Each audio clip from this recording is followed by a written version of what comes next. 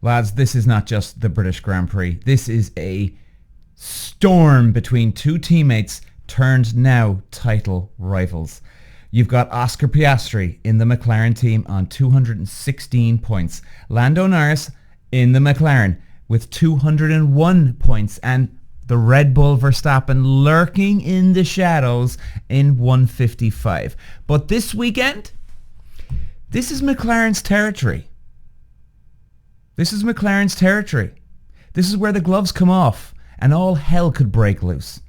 Because McLaren just peed all over Red Bull's territory just last weekend. Do you think Red Bull are going to forget that? You can believe it. No, they won't. Silverstone isn't just another track. It's where legends have been made in the past. It's fast flowing. It's brutal to the unprepared. And it's the perfect place for a civil war inside the McLaren garage to bubble over into something real, something raw. And this is what we haven't seen since the Senna and Prost days. And this is what we've been waiting for Formula One and for a long, long time. Walsh running the Irish straight, and look at the move he's making down to the inside. Moves to the front with fifth all the way to the lead in lap one. Walsh takes win number 2. Peter. Walsh. McLaren internal rivalry is no longer friendly, ladies and gentlemen. It is no longer friendly. We've stepped over into the dark side, okay? The both of the drivers have now. They've had one or two little incidences now, and believe me, it's game on.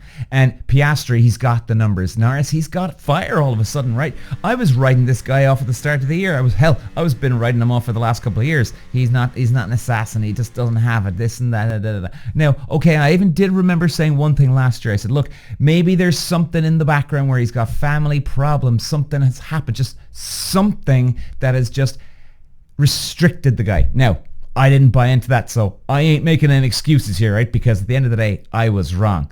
Big time, hands in the cookie jar, baby. I was wrong about the guy.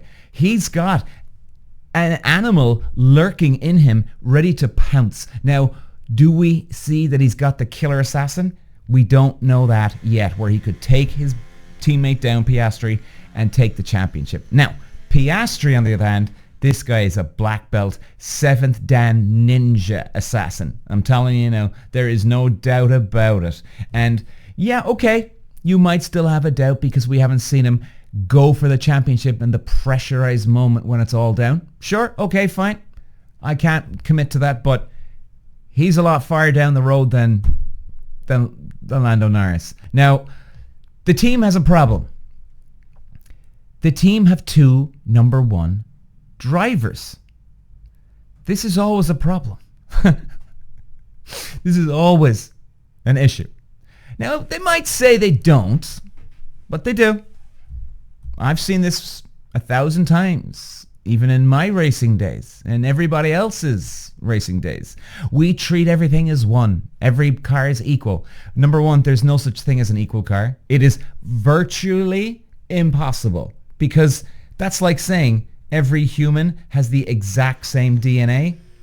I mean, literally, it is virtually impossible to have two exact same cars, because one chassis, let's say on the back right, just didn't get through the production line on the back right, and if there's just a little vulnerability in the make of the machine, okay? And then on the back left for another one, that could be a little dodgy too. And then all of a sudden, when you get to a certain track, when the weight load is transforming from front to back, left, right, all that can play into the car.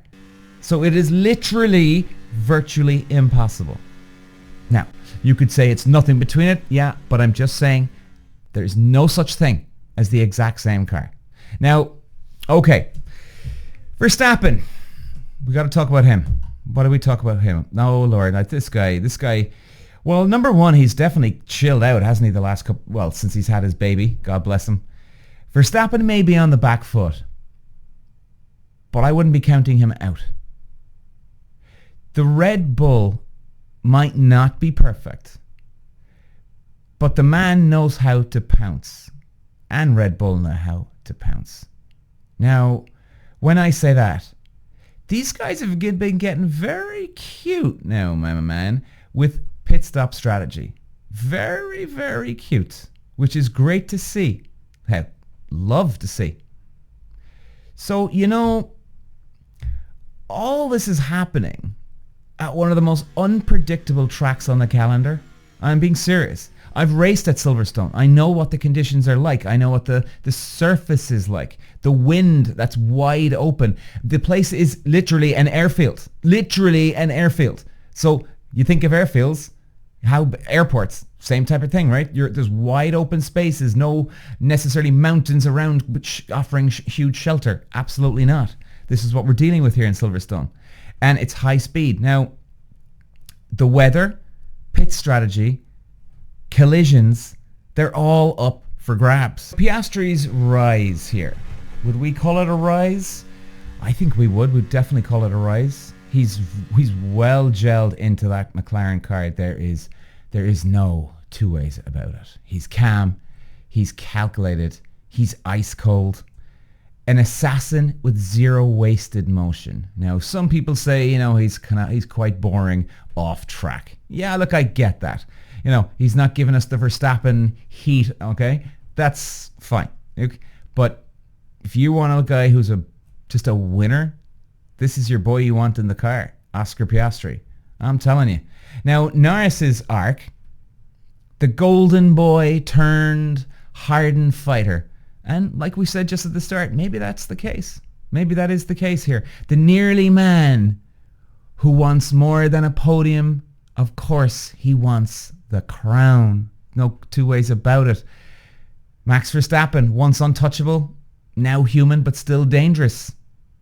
We've got McLaren's resurgence from midfield mess to front-running absolute sheer dominance. They're the new Red Bull, now especially at high-speed circuits like Silverstone. If you remember only a couple of years ago, guys, they came from the midfield they came to Silverstone and just like that, bang, fighting for podiums, potential wins. It was unbelievable to watch. So this is where they came to form, if you call it that. And it was magic. It was absolute magic to see McLaren back up there. Now, McLaren's car balance is lethal. That's the only word I've got for it.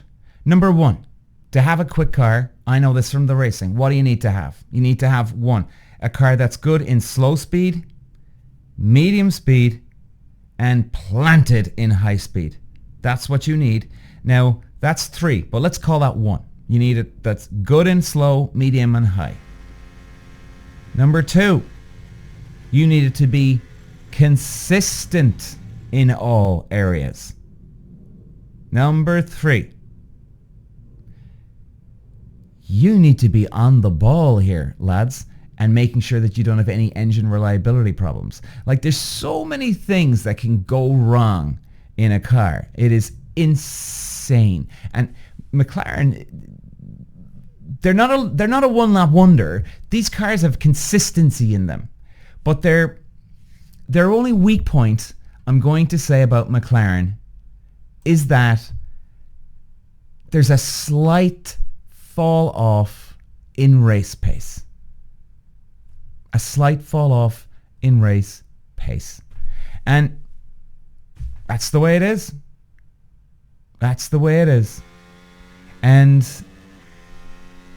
Verstappen and Red Bull, this is where they can have any chance. Because all it takes, lads, is, and I understand where people will be writing them off.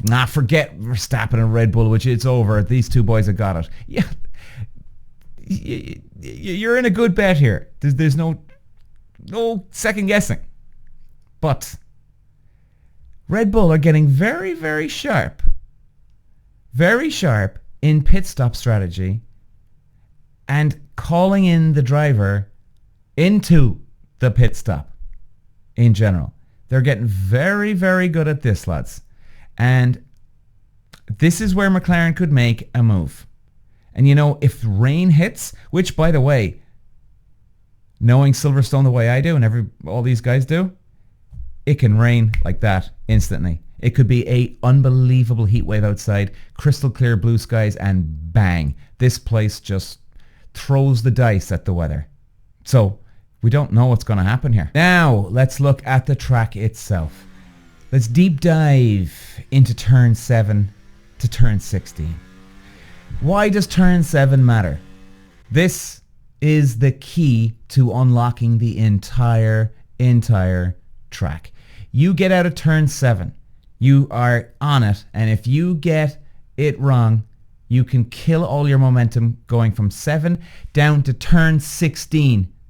I'm serious. 7, 8, 9, 10, 11, 12, 13, 14, 15, 16. That's 10 sections of the track that you can kill yourself with lap time. Because if you get out of 7 with a half a mile an hour more than the competitor, you can carry that half a mile an hour all the way up. Imagine that. You're carrying that half a mile all the way up through 8, 9, 10, 11, 12, 13, 14, 15, 16.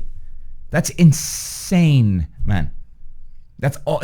This track is a momentum track, I used to call it back in my day. The momentum track. Okay, it's like Belgium, Spa, and which we're coming up to as well and very soon, which is very, very exciting.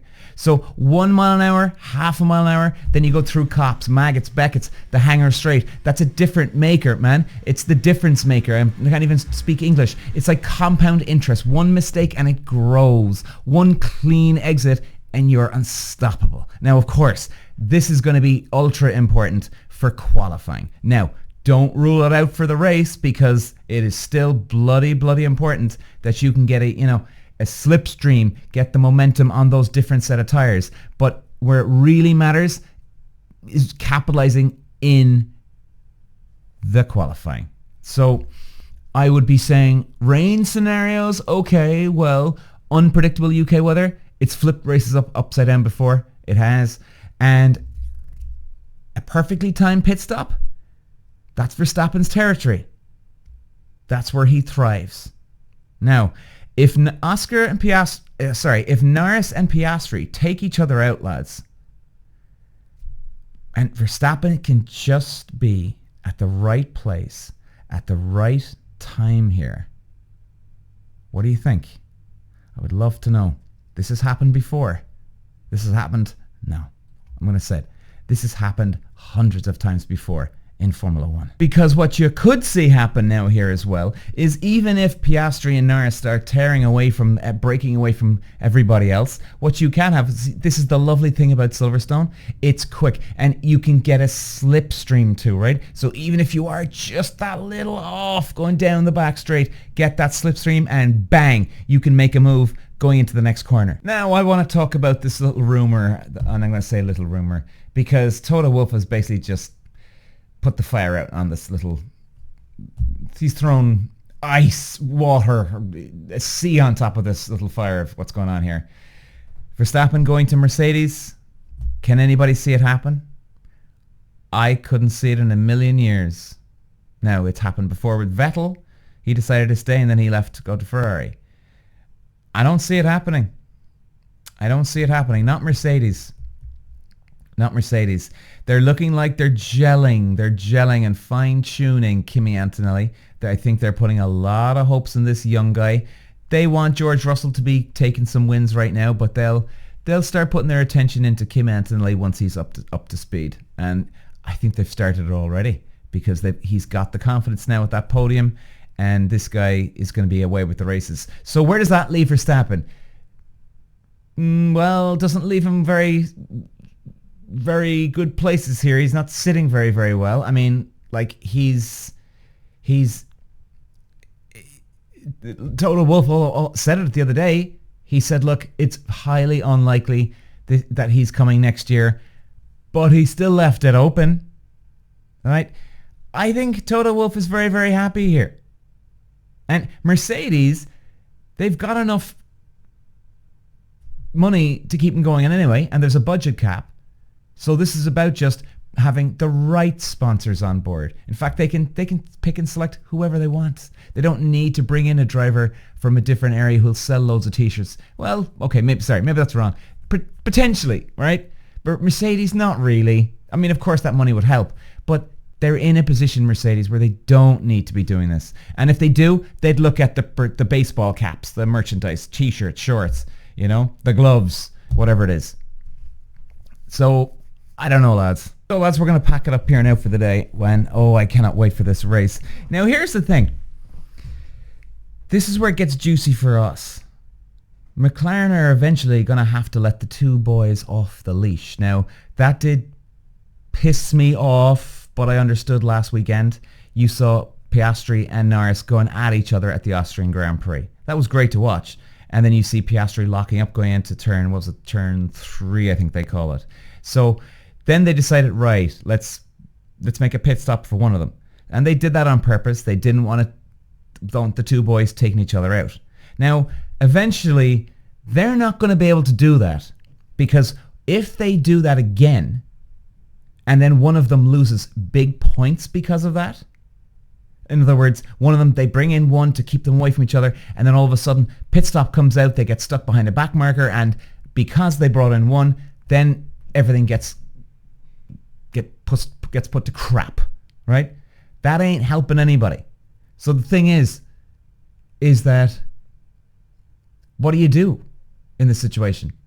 You have to let the two off the leash and get them to a stage. If you're Zach Brown, get them to a stage where you've pretty much wrapped up the championship. Okay? You've wrapped it up. All that is left is which one of them is going to win it. Now, I think things are going to get dicey and hot before we get to that stage, but this it's coming. I mean, it's coming. It's coming, okay? We're not even at halfway, lads. It's coming. And we're not even halfway, and I'm telling you, lads, we are right there. We're right there. It's insane. And before we go, I'm going to say